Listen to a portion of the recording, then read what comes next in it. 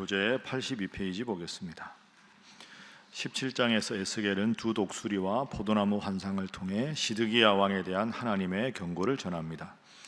그러나 하나님께서는 남유다가 마른 나무같이 시들어버린 상태에서도 은혜를 베푸셔서 다시 무성하게 하실 것을 약속하십니다. 18장에서 남유다가 심판을 조상들의 잘못으로 돌리며 불평하자 하나님께서는 이를 꾸짖으십니다.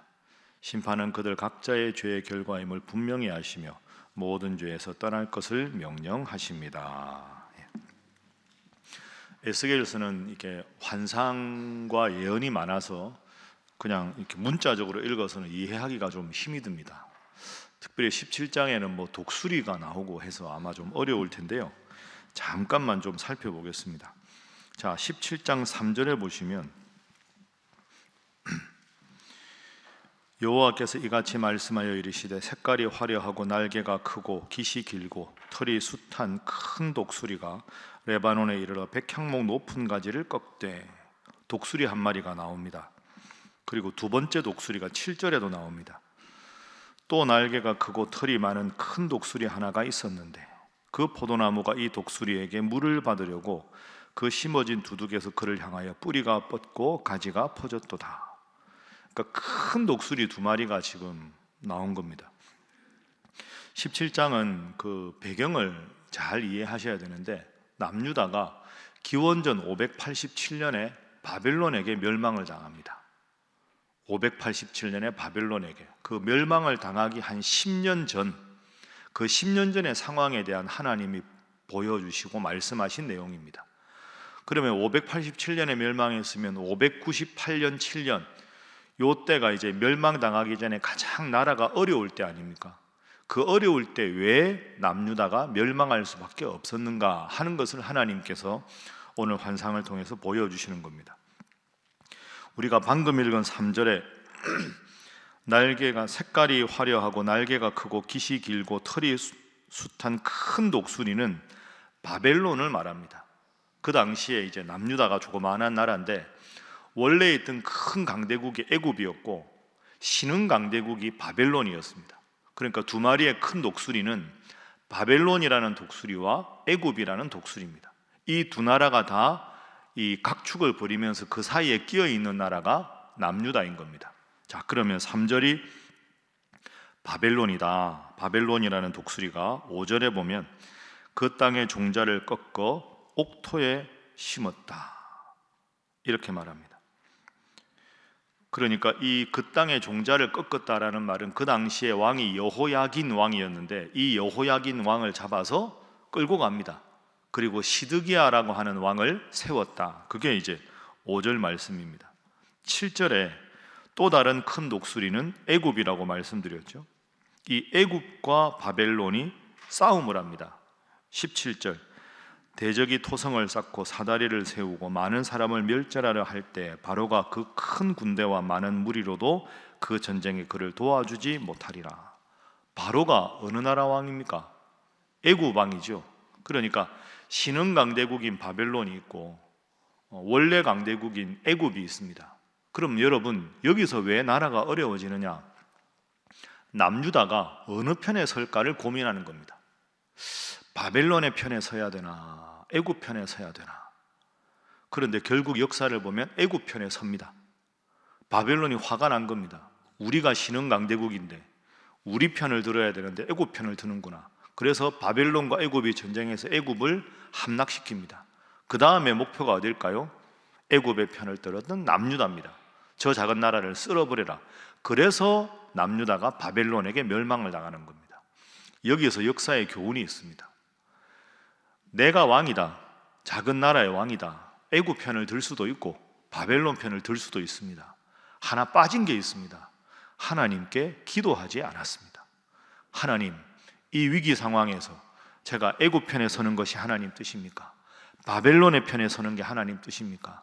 하나님의 뜻이 무엇인지 깨닫게 해주시면 그 뜻대로 하겠습니다 라고 왕과 귀족과 종교 지도자들이 기도해야 하는데, 그들 위에서 모든 역사를 주관하시는 하나님 앞에 기도하지 않고 인간적인 이해관계만 가지고 애굽 편에 섰기 때문에 나라가 망한 겁니다.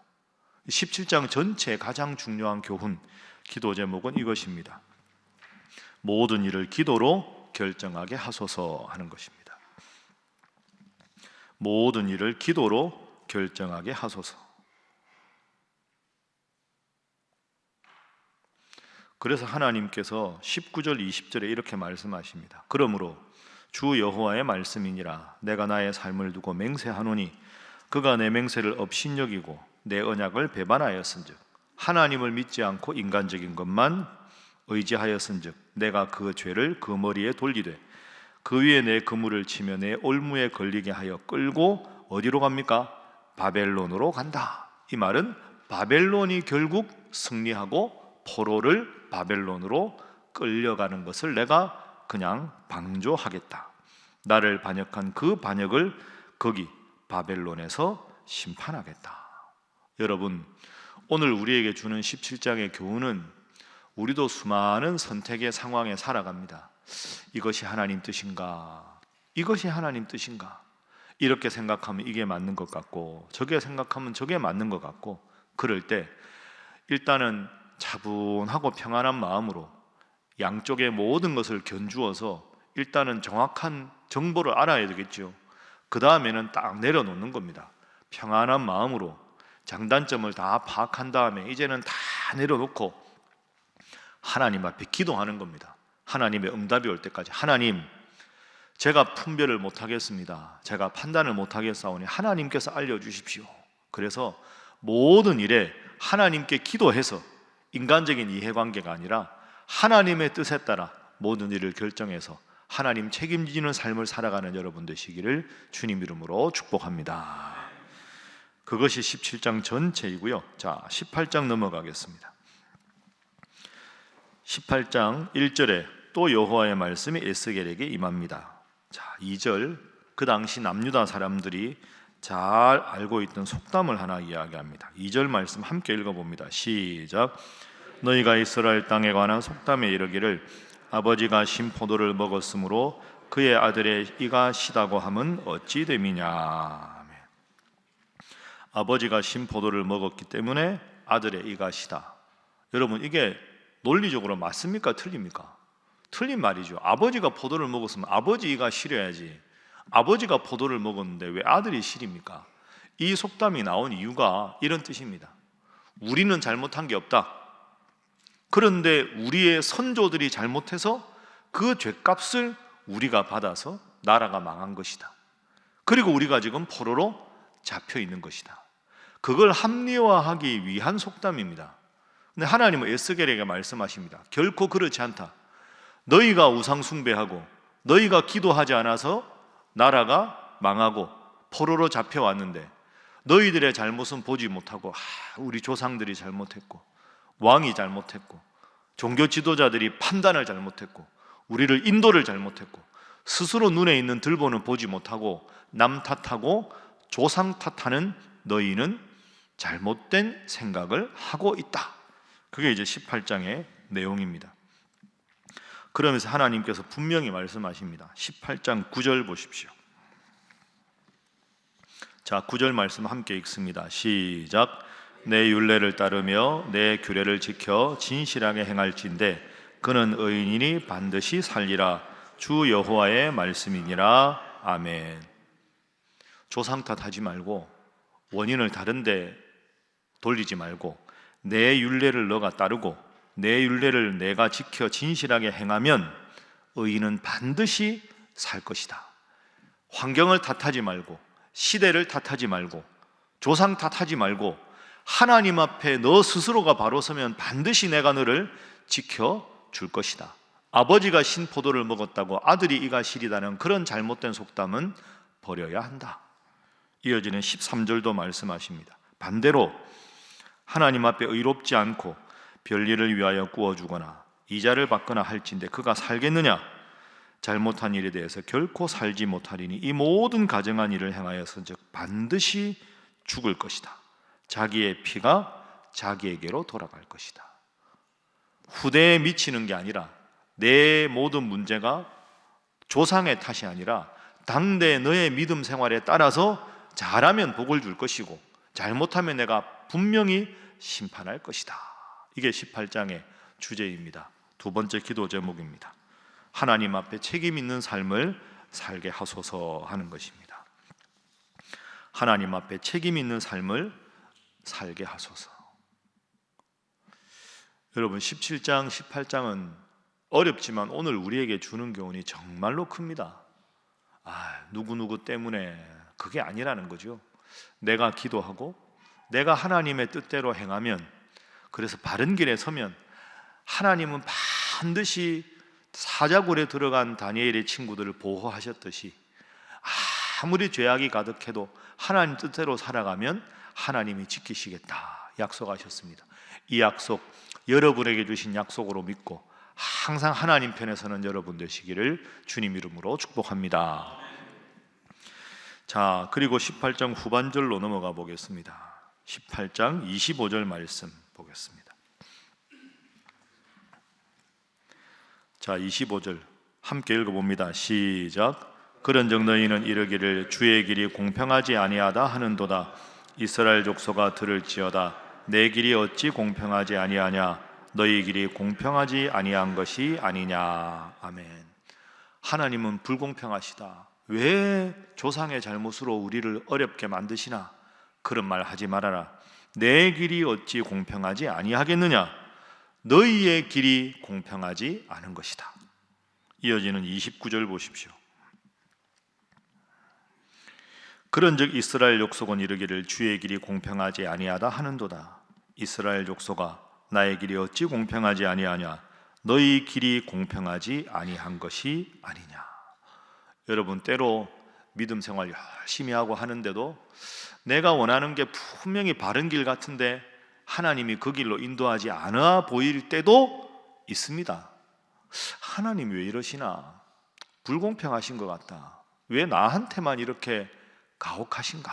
이런 생각이 들 수가 있습니다. 그럴 때도 우리가 고백해야 될 것은 내가 깨닫지 못한 내 죄가 있고 내가 고백하지 않은 부끄러운 모습이 내 속에 있기 때문에 하나님은 그것을 깨닫게 하기 위한 것이다. 아이들 어릴 때 키울 때 그렇게 하면 안 된다 자꾸 말하는데 아이가 안 돌아오면 부모님이 표정을 싹 바꾸어서 냉정하게 꾸중을 합니다. 꾸중을 하면 아이가 막 울죠. 엄마 왜 그래? 아빠 왜 그래? 그러고는 아빠 미워, 엄마 미워 이렇게 말합니다. 아이 입장에서는 이해가 안 되는 거죠. 나를 알아주는 엄마 아빠가 왜 나에게 꾸중을 하나?